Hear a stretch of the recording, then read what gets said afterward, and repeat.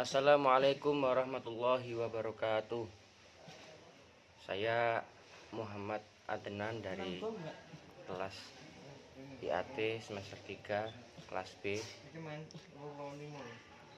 Sebelumnya bismillahirrahmanirrahim. Alhamdulillahirabbil alamin. Wa bihi nasta'in ala umuri dunya waddin. Wassalatu wassalamu ala sayyidil mursalin sayyidina maulana Muhammadin wa ala alihi wa sahbihi ajmain, amma ba'du. Yang kami hormati Bu dosen mata kuliah sosiologi dan antropologi Bu Nurul Aisyah MPD, dan tak lupa kepada teman-teman kelas IAT yang tidak bisa saya sebutkan namanya satu persatu. Disyukur kehadirat Allah Subhanahu wa Ta'ala atas limpahan rahmat dan nikmatnya sehingga kita masih bisa menjalankan aktivitas seperti biasa. Salawat serta salamnya Allah senantiasa tetap tercurahkan kepada beliau Nabiullah Muhammad SAW, Nabi yang kita nantikan syafaatnya. Kemudian di sini saya akan menjelaskan materi mata kuliah sosiologi dan antropologi, yakni membahas konsep-konsep dalam ilmu sosiologi dan antropologi. Sebelum masuk pembahasan yang melatar belakangi, yakni manusia dan kehidupannya selalu menarik untuk dikaji. Hari ini disebabkan adalah karena kajiannya yakni meliputi kita sendiri dan atau orang-orang yang ada di sekitar kita. Dan salah satu ilmu yang mengkaji masalah kehidupan manusia, salah satunya adalah antropologi dan sosiologi. Saya ulas kembali pengertian dari sosiologi dan antropologi itu, yakni sosiologi adalah salah satu cabang ilmu yang mengkaji atau yang mempelajari tentang hubungan-hubungan sosial, yakni ke masyarakat, yang memfokuskan antara hubungan antara masyarakat satu dengan masyarakat lainnya, individu satu dengan individu lainnya, atau kelompok dengan kelompok, individu dengan kelompok, dan semuanya itu. Kemudian untuk ilmu antropologi adalah ilmu salah satu cabang ilmu sosial yang mempelajari tentang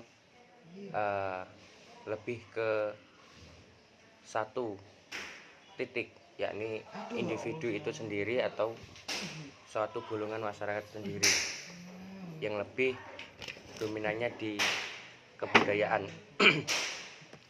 Maka dari itu kita akan membahas konsep-konsep dalam ilmu sosiologi dan antropologi. Langsung saja kita masuk ke pembahasan konsep-konsep dasar ilmu antropologi yang kami rangkum dan yang kami dapatkan dari beberapa sumber. Ada 9 konsep yang itu kita buat untuk konsep dasar antropologi. Yang pertama adalah kebudayaan, tradisi, pengetahuan, ilmu, teknologi, norma, kemudian seni, bahasa, dan lambang, yang nanti akan saya jelaskan satu persatu. Kemudian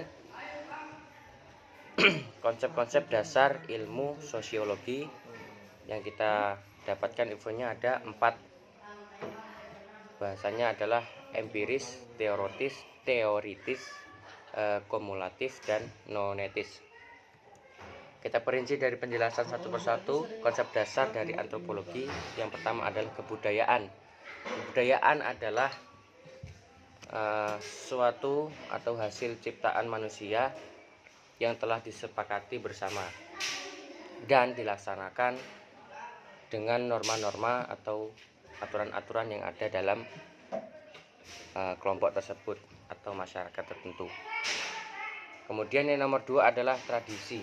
Tradisi adalah bisa disebut juga dengan adat atau kebiasaan-kebiasaan yang secara turun-temurun dari masa lampau atau dari kita bisa bilang nenek moyang atau sebagainya yang itu sulit untuk dihilangkan.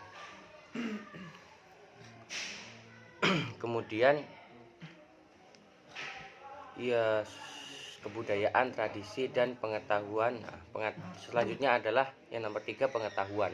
Pengetahuan adalah suatu hal yang diperoleh manusia dalam kehidupannya. Semua yang diperoleh oleh manusia dalam kehidupannya disebut pengetahuan. Kemudian yang nomor 4 adalah ilmu. Ilmu adalah sesuatu yang diperoleh oleh manusia dalam tindakan sadar dengan tujuan untuk meraih pemahaman dari apa yang dia dapatkan.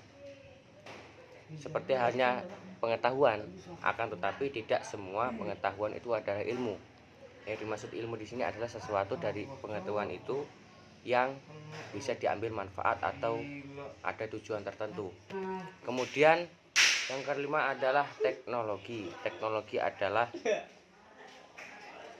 suatu metode atau temuan atau ciptaan manusia yang tujuannya untuk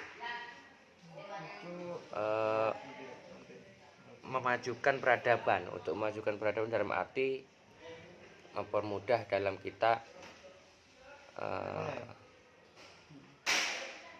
dalam melaksanakan aktivitas teknologi seperti alat-alat atau lain sebagainya, termasuk alat komunikasi dalam era ini. Kemudian yang nomor 6 adalah norma.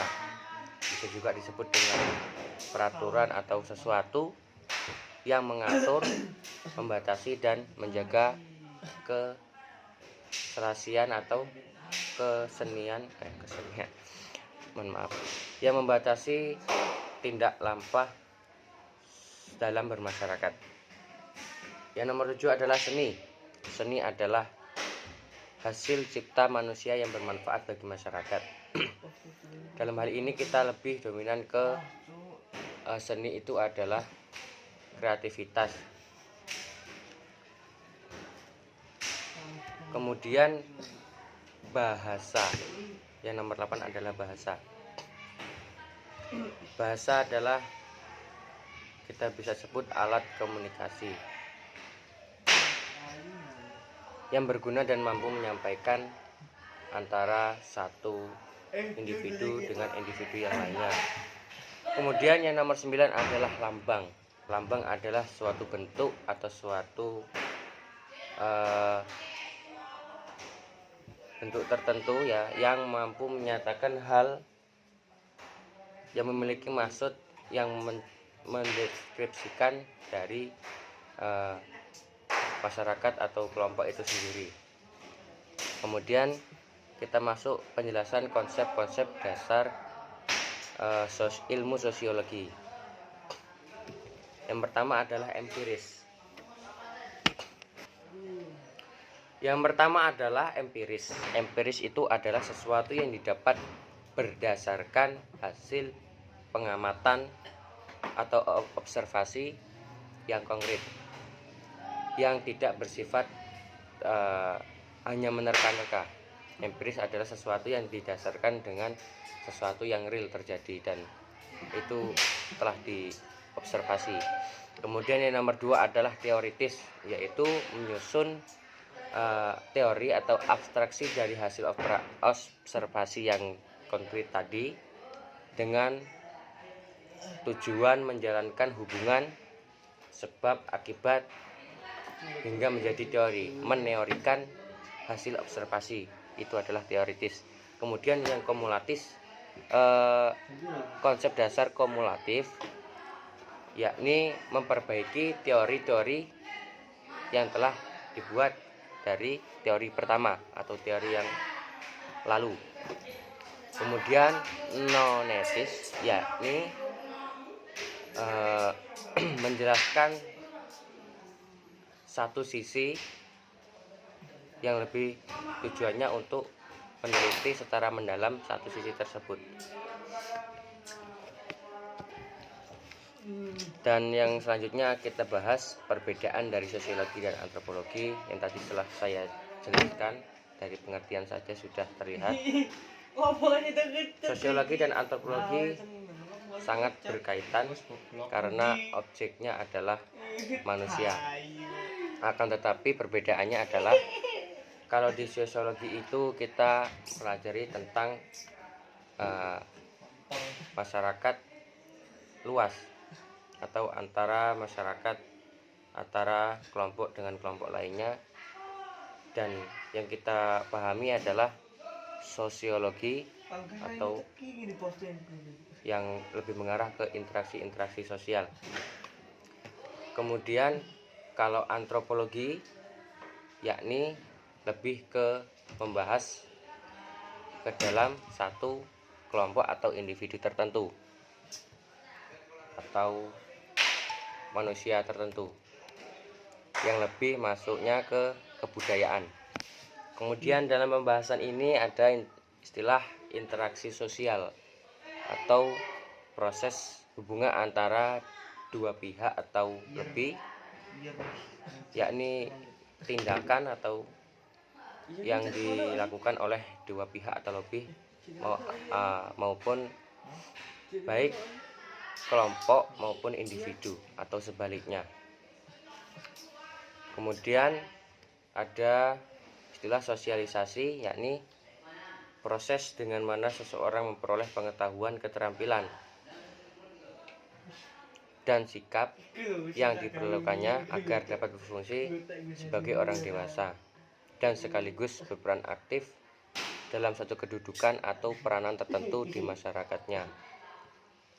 Kemudian ada yang namanya konflik sosial, yakni proses sosial ketika seorang atau kelompok perorangan atau kelompok manusia yang berusaha untuk memenuhi apa yang diinginkannya dengan jalan yang tidak pas atau dengan konflik lebih kita kenal dengan perseteruan. Kemudian ada kelompok-kelompok sosial, perubahan sosial, lembaga sosial, dan penelitian sosial. Demikian kesimpulannya adalah sosiologi dan antropologi adalah objek ilmu manusia. Sosiologi mempelajari manusia dan hubungannya, sedangkan antropologi lebih menitik beratkan kepada budaya atau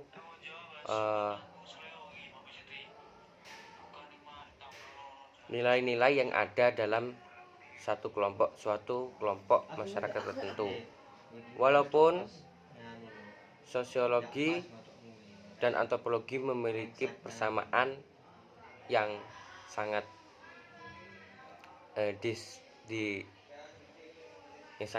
yang sangat sama ya, yang itu bertujuan untuk mencapai pengertian tentang asas kehidupan masyarakat dan kehidupan manusia pada umumnya. Demikian yang dapat saya sampaikan. Mudah-mudahan bermanfaat. Kurang lebihnya saya mohon maaf, dan saya akhiri. Wassalamualaikum warahmatullahi wabarakatuh.